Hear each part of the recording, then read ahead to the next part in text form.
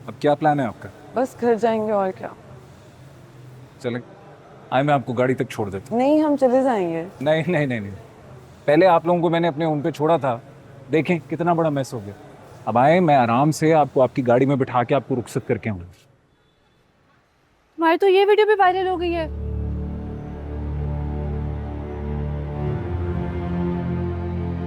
हाय हाय, social media. Social media एक दुकान है, यहाँ पे सब कुछ बिकता है। किसी सेलिब्रिटी की शादी तो किसी की तलाक, किसी की किडनैपिंग तो किसी का जनाजा। हर चीज यहाँ पे एक प्रोडक्ट है, जो इनके हाथ लगेगा वो बिकेगा। इसका ना केस ही डिफरेंट है। मन्नतें मुरादें मांगते हैं लोग के इसी तरह से वायरल हो जाए। ये जितना शोहरत से दूर भागती है, शोहरत उतना ही इसके पीछे भागती है। अब एक्टर्स और सिंगर्स को देख लें, किस तरह से 20-20 लोगों की पीआर टीम रखी होती है। कोशिश कर रहे होते हैं कि बस कुछ अच्छा बोलें और किसी तरह से वायरल हो जाए। ये मैडम के ना किस्मत ही एक अलग डायरेक्शन में चलती है। बस एक किस्मत का टूटा हुआ तारा आता है, इनकी झोली में गिरता है और ये कहता है ये लें आप वायरल हो जाएं, और ये मैडम वायरल हो जाती हैं। आपके घर वाले नहीं आए? नहीं, मेरी फैमिली नहीं है यहाँ। नहीं, आप इस वक्त अकेली नहीं रह सकती। वो बहुत अजीब आदमी है, उसे अभी भी लग रहा है कि उसके साथ ज्यादती हुई है। वो जितना इवल माइंडेड आदमी है, मुझे लगता है वो अपने भाई या किसी दोस्त के थ्रू आपको दोबारा नुकसान पहुंचाने की कोशिश करेगा। आप सही कह रहे हैं। जुनैद से वैसे कुछ भी एक्सपेक्ट किया जा सकता है। बस आप लोगों को अकेले नहीं रहना चाहिए। तो हम नहीं, हम अम्मा अब्बा के घर जाके रहेंगे, ख्याल रखेंगे हमारा, सेफ रहेंगे हम, आप परेशान ना हो। आपका बहुत शुक्रिया। आप शर्मिंदा करें, आइए। खुदा हाफिज।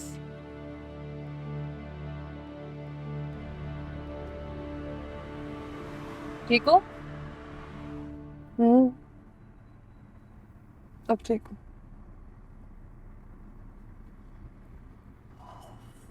हम कहाँ जा रहे हैं? मेरे अम्मी अब्बू के घर। मेरा घर चलो ना। पागल हो? तुमने शान की बात नहीं सुनी थी? जुनैद बहुत अजीब इंसान है, अपने भाइयों और अपने दोस्तों को इमोशनली ब्लैकमेल करके कुछ भी कर सकता है वो। बस अम्मी अब्बू घर जाते हैं, सुकून से रहेंगे, थोड़े महफूज रहेंगे। अल्लाह मालिक है, पहले वो जो नहीं हमारा क्या बिगाड़ सका है जो अब बिगाड़ लेगा। शुक्र करो कि शायान वक्त पर आ गया था, वरना तुम्हें सड़क से उठा के ले जाते वो लोग। जो इंसान सड़क पे हरकत कर सकता है ना, वो घर भी आ सकता है। इससे बस अम्मी अब्बू के घर जाएंगे, थोड़ा सुकून में रहेंगे, और वैसे भी उस घर का एड्रेस किसी को पता भी नहीं है। अच्छा ठीक है, चलो। तुम ना अपनी हालत थोड़ी सी ठीक कर लो। अम्मी अब्बू तुम्हें देखेंगे ऐसे तो परेशान हो जाएंगे। और आज के बारे में प्लीज को जिक्र मत करना उनसे, ठीक है? मैं अम्मी को कॉल कर देती हूँ, उनको बता देती हूँ कि तुम आ रही हो। ये सो ना गई हो शायद।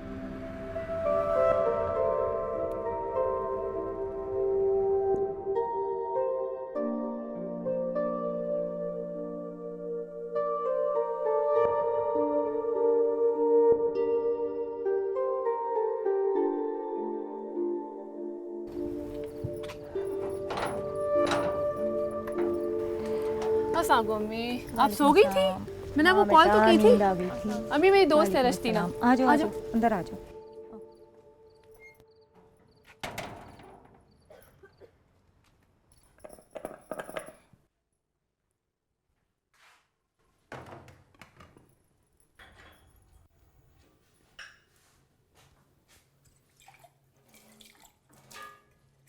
ये रश्तीना भी घर से भागी हुई है? भी? अम्मी आपको लगता है मैं भी घर से भागी थी? तो नहीं भागी थी क्या? अम्मी भागी नहीं थी, चली गई थी कुछ दिनों के लिए। जैसे लोग जाते हैं ना डिफरेंट शहरों में, मुल्कों में पढ़ने के लिए, उसी तरह से मैं भी चली गई थी इस जमाने की यूनिवर्सिटी में। आपको वो मूवी का डायलॉग याद है जिसमें हीरो कहता है कि दुनिया के आप किसी भी कोने में चले जाओ ना, आप मुड़ के ना वापस अपने घर पे ही आते हो। एक तो ना इन फिल्मों ने तुम लोगों का दिमाग खराब कर दिया। अच्छा अम्मी, ऐसी कोई बात तो प्लीज रश्तीना के सामने मत करना प्लीज। अच्छा बाबा नहीं करती। चल चावल लेके जाओ उसके लिए।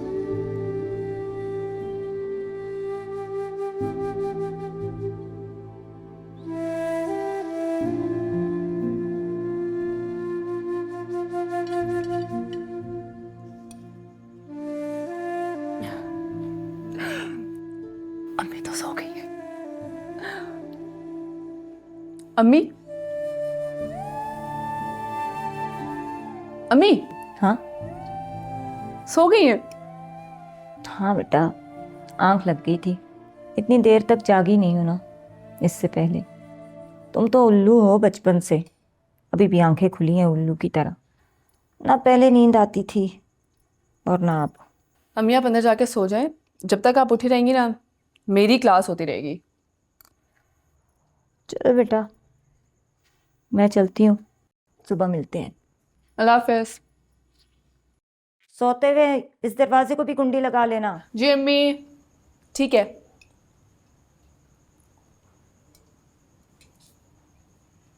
सेन में चले? सहन में? हाँ, मैंने ना पूरा बचपन सेन में बैठ के खाना खाया है।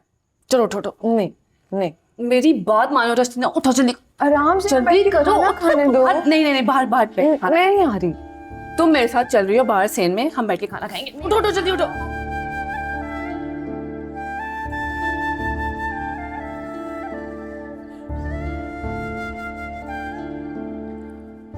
अम्मी ना सही कह रही थी, मैं ना बचपन से उल्लू, सारी सारी रात जागती थी। अम्मी अब्बू 10 बजे सो जाते थे तो मैं चुप करके आती थी बाहर, और मैं बाहर आके बैठ जाती थी। और सुबह जब अम्मी अब्बू स्कूल के लिए उठाते थे तो ये गुस्से वाला चेहरा और सोती हुई शक्ल के साथ मैं स्कूल जाती थी। जब नींद पूरी नहीं होती थी तो गुस्सा आता था, और इतना गुस्सा आता था, हर बात पे, हर इंसान पे गुस्सा आता था। मेरे स्कूल में ना लड़ाई की वजह से मेरे दोस्तों ने मेरा नाम लड़ाका रखा हुआ था। इतना गुस्सा आता तो सोती क्यों नहीं थी? पागल हूँ, इतनी बोरिंग लाइफ थी मेरी यार। पूरा दिन ना बहुत उलझन वाली कैफियत रहती थी, लेकिन जब रात होती थी ना तो बस बाहर आकर म्यूजिक कानों में लगाया और बस उन ख्वाबों में चली गई जिनमें मैं रहना चाहती थी। और पता है क्या, उस टाइम पे ऐसा लगता था जैसे मेरी जिंदगी में ना सब कुछ ठीक हो गया है और मैं बहुत खुश हूँ। उस टाइम पे ऐसा फील होता था। आंखें बंद करके ज़हन हमें अजीब ख्वाब दिखाता है। मैं सारा बचपन ख्वाब देखती रहती थी, बल्कि ख्वाब नहीं, मैं दुआएं मांगती रहती थी कि अल्लाह ये जहरीली गैसें ख़त्म कर दे ताकि मैं दुनिया देख सकूं। 18-20 साल तक मैं आगा जान की कहानियाँ सुनती रही, वही मेरी दुनिया थी। तो मैं आंखें बंद करके आगा जान की कहानियों के बारे में सोचती थी और उनमें हकीकत के रंग भरने की कोशिश करती रहती थी। यही मेरी दुनिया थी। हमारे जहन की बनाई हुई कहानियाँ तहखाना ही तो है। कैसी तहखाना है ये? मुझे लगता है आपका जहन आपको वही चीज़ें दिखाता है जो आप सोच रहे होते हो। जहन हमारे साथ खेल खेलता है। ये ऐसे है कि सोचो कि एक टीवी है, टीवी में 80 चैनल है, लेकिन जब हम कोई एक चैनल लगा लेते हैं तो हमें बाकी सारे चैनल नज़र नहीं आते। अब ये तो नहीं है कि बाकी सारे चैनल होते नहीं हैं, वो वही होते हैं उसी टीवी में मौजूद, लेकिन हमें नज़र नहीं आते क्योंकि हमारा जहन उस एक चैनल पे अटक जाता है, हम उसी में गुम हो जाते हैं। यही जहन का खेल है। यार मैं तुमसे अपने बचपन की कहानियां शेयर कर रही हूँ, इधर तुम आंटियों वाली बातें कर रही हो मेरे साथ। हाँ, बोर हो गई हूँ मैं यार। कोई अच्छी मजे की बातें करो मेरे साथ। अरे मजे की बात थी। नहीं, कोई मजे की बात नहीं थी। तुमने कभी रस्सी टापी है? बहुत। मुकाबला करो। हार जाओगी तुम, लेकिन हारती नहीं हूँ मैं, पर रस्सी है तुम्हारे पास। स्टापू खेलते हैं। स्टापू? मैं सिखाती हूँ, आओ खेलें। चलो, मजा आएगा। हाँ, जूते किधर गए मेरे? खाना छोड़ दो, आओ जल्दी जल्दी आओ।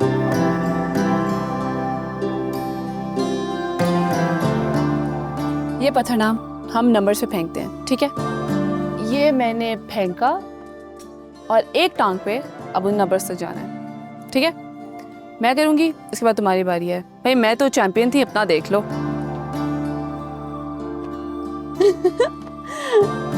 तुम तो बिल्कुल 2 साल की बच्ची बन गई हो, या शायद अपने अम्मी अब्बू से मिलकर ऐसी हो गई हो।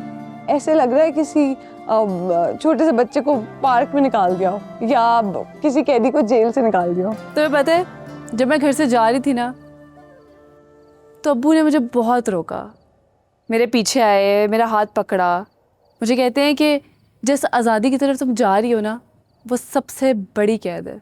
फिर क्या फैसला हुआ? आज़ादी है कि कैद? इसका तो मैं अभी तक फैसला ही नहीं कर पाई, बट एहसास हो गया एक चीज़ का मुझे। वो क्या? मैं ना अपने अम्मी अब्बू को हमेशा अपना दुश्मन समझती थी। मुझे लगता था मेरे विलन है वो, दुनिया के सबसे बड़े, मेरी ज़िंदगी के विलन। लेकिन अब लगता है कि बहुत मासूम लोग हैं वो। उनकी डांट सही थी या गलत, ये तो मुझे भी नहीं पता, ना वो जानते हैं, पर उनकी नीयत साफ थी। अम्मी तो तुम्हारी बहुत मासूम है। इतनी बैठे बैठे सो गई थी कैसे? तुमने अभी तक उनका गुस्सा नहीं देखा? हाँ। अच्छा, अब तुम्हारी बारी है। हाँ, मैं तुम्हें पत्थर दे रही हूँ। क्या करूँ? मैं तुम्हें नंबर बताती हूँ, 7।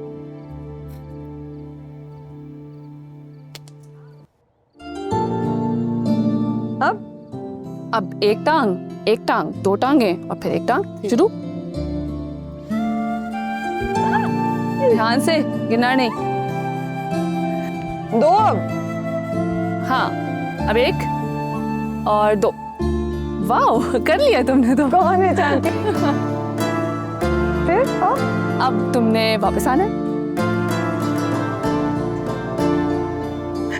गिर मत जाना, ध्यान से। अच्छा मुझे बताओ, मैं कहाँ जाऊँगा? 5। ओह,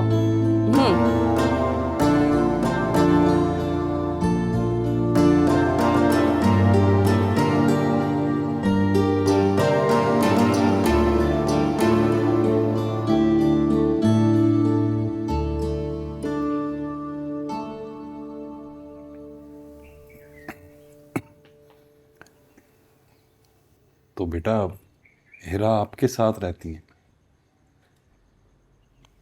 जी अंकल। अच्छा।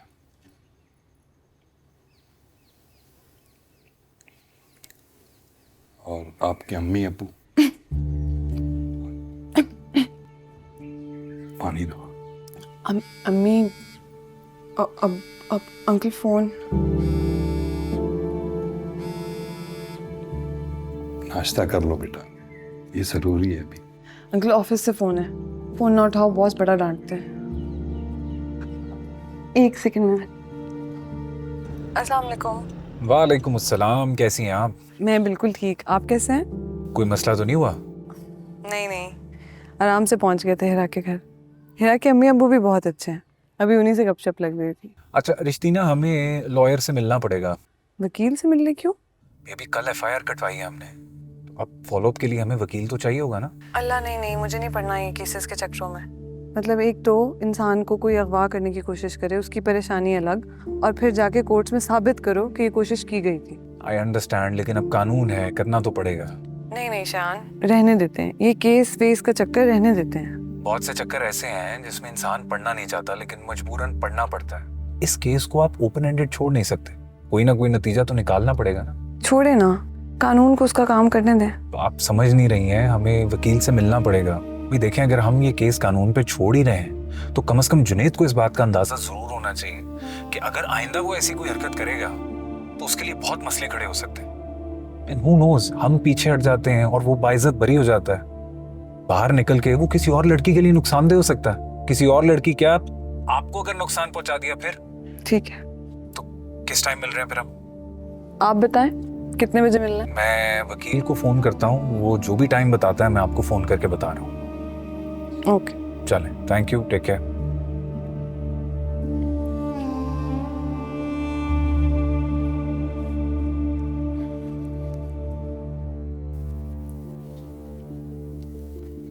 मैंने आपको ऐसे ही तकलीफ दी। पहले आपने मुझे हिरा के घर से पिक किया, फिर वकील के दफ्तर, और ये वकील कितनी बातें करते हैं, मुझे तो नींद आ गई उनकी बातें सुनकर।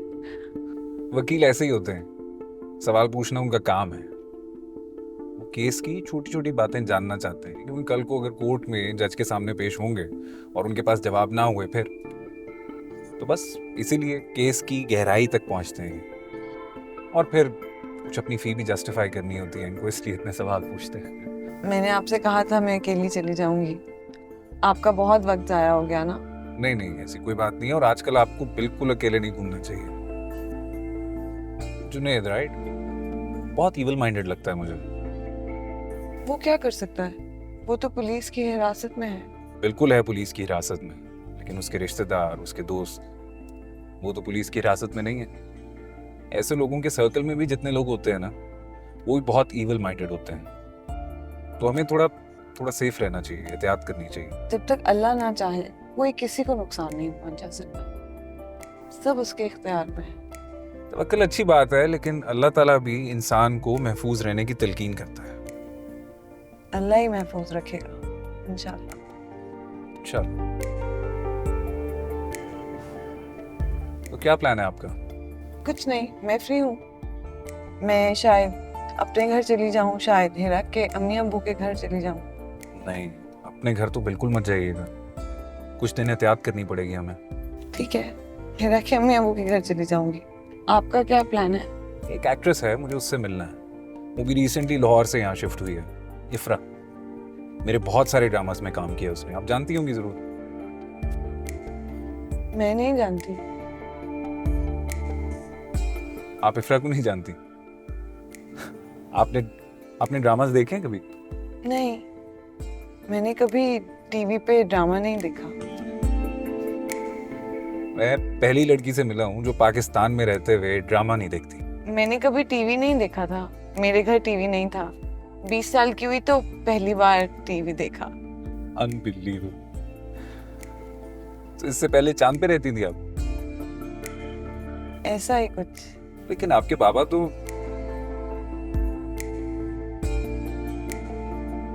आप चुप हो गए? नहीं, वैसे ही मैंने नोट किया कि जब भी मैं आपकी फैमिली के बारे में कोई सवाल करता हूँ तो आप अनकंफर्टेबल हो जाती हैं। तब आपके बाबा इंतकाल कर गए तो आपके बाकी फैमिली मेंबर्स कहाँ हैं?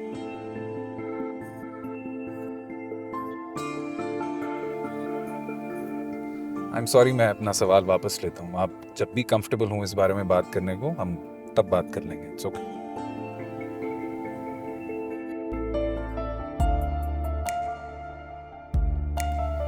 अच्छा, मैं सोच रहा था कि आप भी मेरे साथ चलें, इफ्रा से मुलाकात करते हैं और वापसी पे मैं फिर आपको हेरा की तरफ ड्रॉप कर दूंगा। ठीक है, चलते हैं।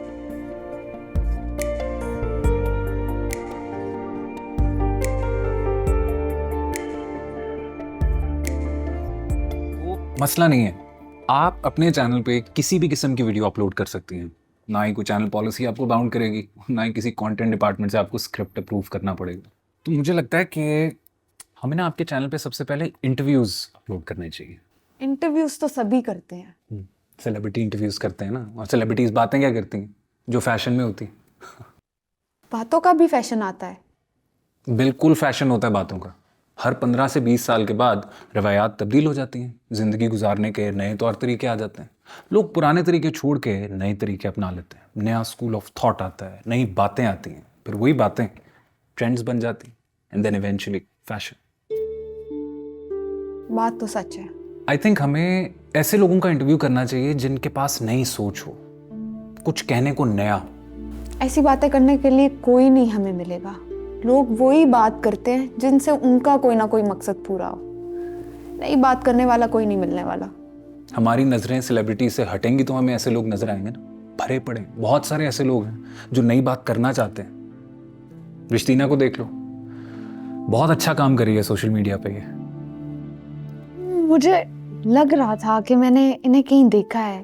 ये वो सोशल मीडिया वाली हैं जिनकी वो 2 वीडियोस वायरल हुई थी, किसी स्मार्ट वीडियो ऐपर को भी मारा था इन्होंने, वही? जी जी जी, ये वही हैं। इनको मार्शल आर्ट्स भी आती है। ढेर सारे कारनामे हैं इनके। एक लड़के की इन्होंने ऐसी फेंटी लगाई है, उस बेचारे का करियर ही खत्म कर दिया। उसके बाद कब्जा माफिया से लड़ पड़ी, कब्जे छुड़ाए इन्होंने, एंड में तो हद ही कर दी, अगवा हो गई थी। अगवा कैसे? वही स्मार्ट वीडियो ऐपर जिसको मारा था, उसने किडनैप कर लिया इनको, लेके जा रहा था। फिर कुछ नहीं, इन्होंने फॉलो किया और मैं बच गई। तुमने कैसे बचाया? जब ये किडनैप हो रही थी तो मैं कुछ फासले पे खड़ा था। मैंने देखा कि जुनैद और उसके कुछ दोस्त उठा के इनको गाड़ी में डाल रहे हैं और जा रहे हैं। मैंने क्या बचाना है, मैंने इनको फॉलो किया, गाड़ी रोकी, ट्राइपॉड निकाला और जितनी हो सकती थी उनकी खातिर मदारत की, बस। इंटरेस्टिंग, बहुत अच्छी कहानी है। हम क्यों ना रिश्तीना से ही स्टार्ट करें? मैं क्या कहूँगी इंटरव्यू में? भाई इनकी आप टेंशन ना लें, रिश्तीना को मैं मना लूंगा। आप ही के इंटरव्यू से इनके चैनल की बिस्मिल्लाह करेंगे, right? Thank you so much Rishtina, it was great having you. और आप सबसे भी मुझे उम्मीद है कि जैसे आपने मुझे मेरे ड्रामों में प्यार दिया, उसी तरह मेरे इस शो इफ्रा लाइव को भी पसंद करेंगे। तो जल्दी से इस वीडियो को लाइक करें और मेरे चैनल को सब्सक्राइब करें, so I can bring more for you guys. Thank you, अल्लाह हाफिज। And cut. Very good, very good. ठीक था? बिल्कुल ठीक था। बस 2-1 दिन में एडिटिंग करेंगे, उसके बाद अपलोड कर देंगे। वैसे मुझे नहीं लगता कि लोग मुझे देखने में इंटरेस्टेड होंगे। हज़ारों वीडियो सोशल मीडिया पे अपलोड होती हैं, बहुत कंपटीशन है। क्या बात कर रही हो यार, इतने सारे टीवी ड्रामास कर चुकी हो तुम, ऑलरेडी इतनी फैन फॉलोइंग है, कम बैक है तुम्हारा, क्यों नहीं देखेगा? Trust me. ट्रस्ट, एतबार, सच कहूँ इंसान पर, बातों पर, किसी भी चीज़ पर एतबार नहीं रहा। होना भी नहीं चाहिए, क्योंकि एतबार सिर्फ खुद पे होना चाहिए। मुश्किल होता है, उरूज के बाद जवाल देखना बहुत मुश्किल होता है। जैसे हर उरूज को जवाल है, वैसे ही हर जवाल को उरूज भी है। कुछ बनना बड़ी बात नहीं है, लेकिन टूट के दोबारा बनना ये बड़ी बात है। अल्लाह बेहतर करेगा इंशाल्लाह। तो ठीक है, मुझे इजाजत दें फिर, रिश्तीना को ड्रॉप करना है, उसके बाद मुझे कहीं पहुंचना है। तो पहले से ही पहुंचे हुए हो। Good, sense of humour improve हो रहा है आपका। ये 3-4 शोज की बात है, उसके बाद we'll have the superstar Ifra back. इंशाल्लाह। All the best. चलें जी, लेट्स गो। ओके, हाफिज। ये फुटेज पहुंचा देना वहां पे। हाँ चल।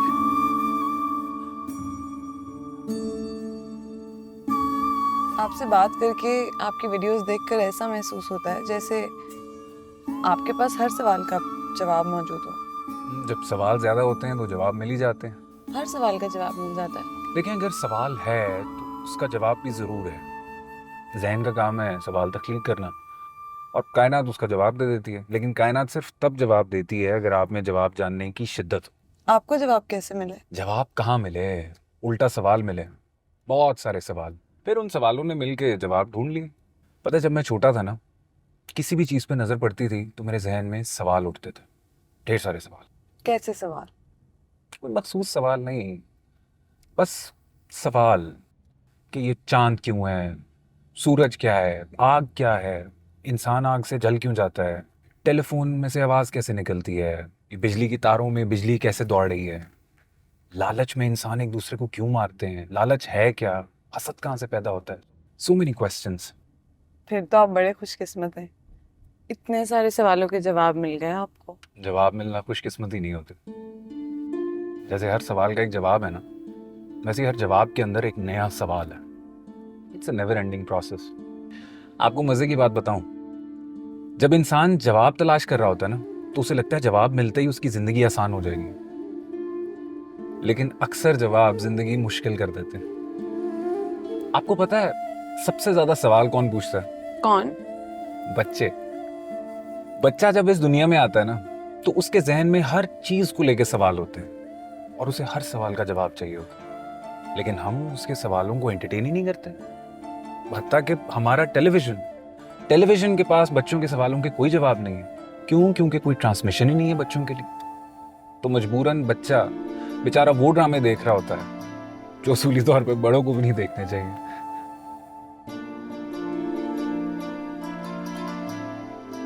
आप बच्चों के लिए कुछ डिजाइन करें। मैं कैसे डिजाइन करूं? हाँ तो इसमें क्या है, मैं डिजाइन कर लूंगा। फिर बच्चों को अपने कंटेंट के थ्रू एजुकेट करना किसी इबादत से कम है। ये मेरे बचपन की एग्जांपल लेते हैं। अब जैसे बचपन में हमें क्या सिखाना चाहिए? मुझे लगता है बचपन में हमें ये सिखाना चाहिए था कि इन्वेंशंस कैसे होती, दुनिया किस तरफ जा रही। एज अ नेशन हमें आगे बढ़ने के लिए क्या करना चाहिए, साइंस की दुनिया में नया क्या हो रहा है। लेकिन उस वक्त हमें जो कहानियां सुनाई गई उसका सिर्फ एक ही मकसद था, मोहब्बत का मिलना। सारा बचपन हमें इन लव स्टोरीज के जाल में फंसाए रखा। शाहजहां ने मुमताज के लिए ताजमहल बना दिया तो कोई अनारकली के गम में मर गया। शाहजहां को सब जानते हैं, क्यों? क्योंकि उसने ताजमहल बनाया था, सिंबल ऑफ लव। इब्ने सीना को कोई नहीं जानता, क्यों? क्योंकि उनका बॉडी ऑफ वर्क मेडिसिन के गिर्द घूम रहा था। How boring. प्रायोरिटीज। अब देखिए उन प्रायोरिटीज का असर क्या हुआ। जिस उम्र में हमें इजादात करनी चाहिए थी, हम मोहब्बतें कर रहे थे। सही कह रहे हो। और खैर जो हुआ सो हुआ, but I think it's never too late. अगर आज भी हम अपने बच्चों में काम शुरू कर दें ना, तो हमारा मुस्तकबिल बहुत ब्राइट है। आप शो पे काम करना शुरू करें, मैं कंटेंट लिखना शुरू करता हूँ। ये इतना आसान नहीं है। ये इतना मुश्किल भी नहीं है। हमें चाहिए क्या? एक दो ऐसे बच्चे चाहिए जिनके सवाल हों, उनकी दुनिया में खो के हम जवाब ढूंढ लें। क्या ख्याल है? अभी गेम।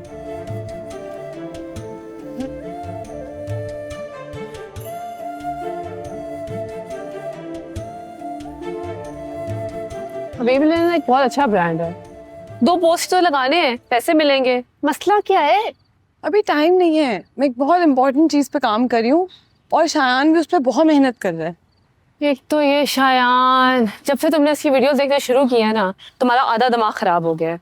और जो रही सही कसर थी वो मिलने के बाद पूरी हो गई है। अल्लाह ही मदद करे तुम्हारी। शुक्र है मिल गया शायान। जिंदगी में कोई मकसद मिला है मुझे। ये हबीब लीलन के कपड़े पहनने से तो बेहतर है। हबीब लीलन बेच के ही ना आपकी जिंदगी का पहिया चलता है। तुम्हारी जो बूंद वो थी स्टोरी, क्या बना है उसका? लोगों ने तालियां बजाई, 1 रुपया नहीं मिला। मेरी बात सुनो, 7 मिलियन लोगों ने देखी है वो वीडियो। 7 मिलियन मतलब 70 लाख। उस 70 लाख में से अगर 1000 लोगों ने भी पानी बचाना शुरू कर दिया तो हमारी वीडियो का मकसद तो पूरा हो जाएगा। पैसा कमाना भी मकसद होता है। मुझे तरस आता है उन लोगों पे जिनकी जिंदगी का मकसद होता है कि पैसे कमाने हैं। पैसा आ जाता है, मकसद बड़ा होना चाहिए। सोचो, मैं जब जलालम से निकली थी मुझे 10 और 100 के नोट का फर्क नहीं पता था, और अब देखो जो पैसा मेरे नसीब का था वो मेरे पास आ रहा है ना। पैसे के पीछे नहीं भागना चाहिए। आ रहा है ना, इसलिए बड़ी बड़ी बातें कर रही हो इस टाइम पे। एक्सक्यूज मी, आप वही है ना जो मोबाइल पे आती हैं? हेलो, मोबाइल पे? जी हाँ, मैंने आपको मोबाइल पे देखा था। तो बहुत स्मार्ट हो, मैं तो आती हूँ मोबाइल पे। मैं आपको कब से देख रहा था। पहले मैंने सोचा आप वही हैं, फिर मैंने सोचा आप वो नहीं है, फिर मैंने कहा पूछ ही लेता हूँ। ये तो आपने बहुत अच्छा किया, पूछ लिया। मैं तो वही हूँ। अगर आप वही हैं तो मेरे साथ एक सेल्फी तो बनाए। आप मुझे अपना फोन दो, सेल्फी बनाए। मेरे पास मोबाइल तो नहीं है। फिर क्या करें? ऐसा करें, आप अपने मोबाइल पे सेल्फी बना ले, आप अपने वॉल पे पोस्ट कर लेना। मैं अपनी मम्मा से कहूँगा, वो वॉल से ले लेंगी।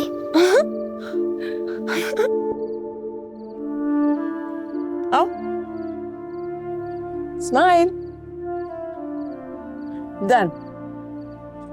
सेल्फी तो मैंने ले ली, मैं जरूर लगाऊंगी अपने पेज पे, ठीक है? एक बात बताएं, कान किस लिए होते हैं? किस लिए? सुनने के लिए। और आइज किस लिए होती हैं? देखने के लिए। और नोज किस लिए होती है? सांस लेने के लिए। सांस कहाँ से आती है? ट्री से। और ट्री कहाँ से आता है? सीड से। और सीड कहाँ से आता है? फ्रूट से। और फ्रूट कहाँ से आता है? ट्री से। ये एक साइकिल है, मेरी मामा ने बताया।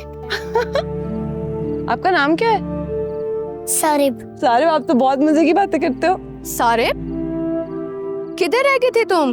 कहीं नहीं मामा, यहीं था। ये देखे मोबाइल वाली आंटी। रश्तीना। जी, अस्सलाम वालेकुम। वालेकुम अस्सलाम। आपको भी मैंने कहीं देखा है। आप वही सेल फोन वाली हैं? जी बिल्कुल। हाँ जी। मैंने आपकी वीडियोस देखी हैं। आजकल आप वीडियोस क्यों नहीं बना रही हैं? मैं एक चीज पे काम कर रही हूँ बच्चों के लिए, इंशाल्लाह जल्दी सामने आएगी। इंशाल्लाह इंशाल्लाह। आपका बेटा बहुत कॉन्फिडेंट है, बड़े मजे की बातें करता है। मुझे आपका नंबर मिल सकता है? मेरा नंबर? पर क्यों? अगर मैं आपके बेटे को किसी अपनी वीडियो में या प्रोग्राम में लाना चाहूँ तो आपको कोई एतराज़ तो नहीं है? इससे अच्छी बात क्या हो सकती है? आपके इतने फॉलोअर्स हैं और सारे का कॉन्फिडेंस भी भरेगा इसमें, ये तो बहुत अच्छी बात है। श्योर, आप दे सेल फोन दे, मैं आपको नंबर देती हूँ।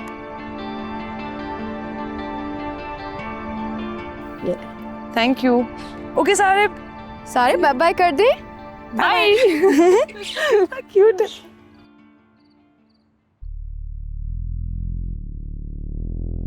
वाजिद गुल की बात का मुझे बहुत दुख है। पूरे शहर में वही एक शख्स था जो मेरा अपना था, भाइयों जैसा था। कसूर हमारे आदमियों का है। उस खबीस ने बाबा जान को मार दिया और ये उसे पकड़ के पुलिस का इंतजार करते रहे। मैं उस वक्त वहां होता तो उसके सीने में हजारों गोलियां उतार देता। वो पुलिस के पास छुप गया, मैं चाह के भी उसे नहीं मार सकता। उसके दुश्मनों ने सारी प्लानिंग कर ली हुई है। पहले वो उसकी सजाएं माफ करवाएंगे, उसके बाद जो बाकी उसकी सजा होगी वो माफ करवाएंगे। हाँ, लेकिन हमारे पास एक रास्ता है। क्या? बदला लेने के लिए रुस्तम को जेल से निकालना होगा। जब तक वो जेल में है, कानून की हिफाजत में है और हम उसका कुछ नहीं बिगाड़ सकते। लेकिन अगर हम उसको माफ कर देते हैं तो वो जेल से बाहर निकल, फिर हम वाजिद की मौत को बता दे सकते हैं। ठीक है, मुझे मंजूर है। तो वकील को बुलवाओ और बाकी सारा मामला मुझ पे छोड़ दो। जी मैं बुला लेता हूं, लेकिन उसको मारूंगा मैं, आप कुछ नहीं कहेंगे। तुम जैसा कहोगे सही होगा।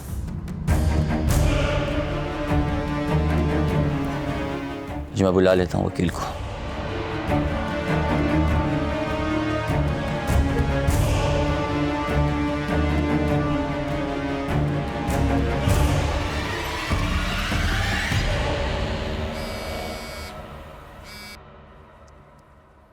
क्या?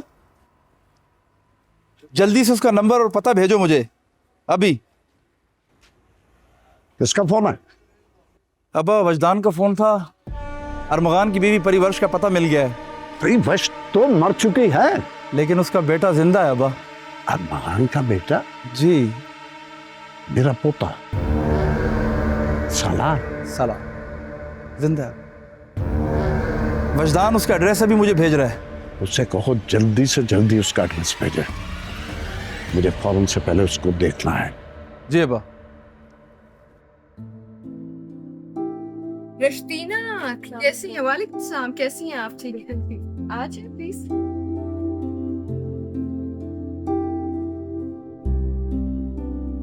सॉरी मैंने आपको डिस्टर्ब किया। क्या बात है इसमें? एक्चुअली मैं सारिब से मिलना चाह रही थी। हमारी YouTube वीडियोस से पहले अगर मेरी और सारिब की केमिस्ट्री होगी तो अच्छा रहेगा। जितनी ज़्यादा दोस्ती होगी उतनी आसानी से हमारी वीडियोस बन सकेंगी। इससे अच्छी क्या बात हो सकती है कि हमारे घर में स्टार आई है और हम बहुत खुश हैं। और सारिब ने तो सारे अपने फ्रेंड्स को फ़ोन पे बताया कि आप आ रही हैं। वो तो इतना ज़्यादा एक्साइटेड है आपके बारे में, आपको पता है? अरे वाह, रश्तीना आई है और मुझे किसी ने बताया भी नहीं। अस्सलाम वालेकुम। वालेकुम सलाम। सारिब, मैंने कितनी दफ़ा समझाया आपको? रश्तीना बाजी कहना है आपने। रश्तीना बाजी नहीं, रश्तीना मेरी दोस्त है। बिल्कुल ठीक कहा आपने, लेकिन मैं आपकी फ्रेंड नहीं हूँ। मैं हूँ आपकी बेस्ट फ्रेंड, पक्की दोस्त। और जो पक्के दोस्त होते हैं वो तो एक दूसरे को नाम से बुलाते हैं। तो मैं हुई रश्तीना और आप सारिब, है ना? कैसे हो आप? ठीक हूँ। और व्लॉग की तैयारी कैसी है? व्लॉग में मुश्किल क्या है, कैमरा ऑन कर लो, व्लॉग बन गया। ओह वाह, ये कॉन्फिडेंस तो चाहिए हमें। अस्सलाम वालेकुम। वालेकुम अस्सलाम। सलार, ये रश्तीना है। रश्तीना, सलार, सारिब के पापा। अस्सलाम वालेकुम। वालेकुम सलाम। कैसी हैं आप? जी थैंक यू। इन्हें तो मैं बहुत अच्छी तरह से जानता हूँ। क्या आप कैसे जानते हैं इन्हें? इनकी मैंने बहुत सारी वीडियोस देखी हैं यूट्यूब पे, काफ़ी फेमस हैं ये। अच्छा तो आप मुझे बताइए, आप किस टाइप की वीडियोस बनाना चाहती हैं सारिब के साथ? सारिब के साथ हम बनाएंगे बच्चों की दुनिया, जिसमें हम बच्चों के बारे में हर तरह से बात कर सकें। बच्चों के ख्वाब क्या हैं, बच्चों के खौफ क्या हैं। बस मैं चाहती हूँ कि बच्चों की दुनिया देखने से लोगों को बहुत तालीम हासिल हो। सो बच्चों की दुनिया, है ना? ऐसा ही है ना? Well I think it's a fantastic idea. अल्लाह ताला आप दोनों को कामयाब करे। अच्छा ऐसा है कि मेरा डिनर है मेरे दोस्त के साथ। अच्छा तो रात को मैं लेट आऊँगा, मेरा इंतज़ार ना करना, ठीक है? आप लोग बातें शातें करें। ठीक है। अल्लाह हाफिज़। सारिब, आपके क्या ड्रीम्स हैं? आप बड़े होके क्या बनना चाहते हो?